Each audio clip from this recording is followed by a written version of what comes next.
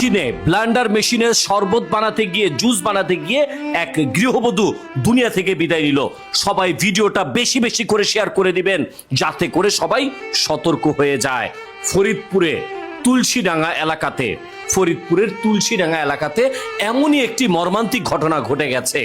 Blender মেশিনে juice বানাতে গিয়েছিল, কাঁচা আমের জুস বানাতে গিয়ে এক গৃহবধূ এই দুনিয়া থেকে বিদায় নিল। ঘটনাটা আপনাদেরকে আমি খুলে বলছি। জান্নাত নামে 25 বছরের এক গৃহবধূর তার সন্তানেরা কাঁচা আম কুড়িয়ে নিয়ে এসেছিল, মায়ের কাছে আবদার করেছে জুস খাবে, আর সেই জুস খাওয়াটাই কাল হলো সেই পরিবারটির। সেই নারী জুস বানানোর জন্য ব্লেন্ডার মেশিন বের করে। তিনি যখন কারেন্টে লাগিয়ে সেই জুস বানাতে গিয়েছে, ঠিক তখনই তিনি বিদ্যুতের শক খেয়ে সেখানে লুটিয়ে পড়ে। সেই মাকে সেই অসুস্থতা দেখে সন্তানেরাও অনেকটা অসুস্থ হয়ে যায়, কারণ তাকে স্পর্শ করেছিল।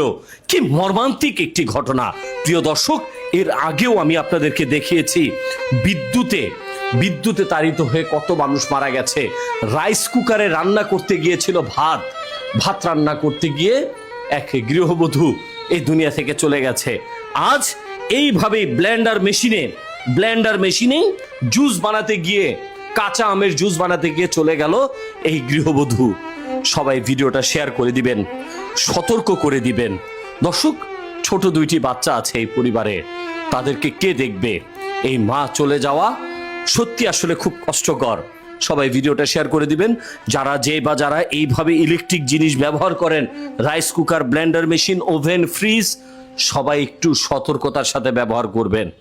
একটি দুর্ঘটনা, সারা জীবনের কান্না। সবাই ভিডিওটা শেয়ার করে দিবেন, সতর্ক করে দিবেন, আর যেন কোনো প্রাণ এইভাবে না হারায়। আমরা সেই পরিবারটির জন্য দোয়া করি, আল্লাহ তাআলা যেন এই পরিবারের সবাইকে এই শোক সইবার তৌফিক দান করে। আমিন।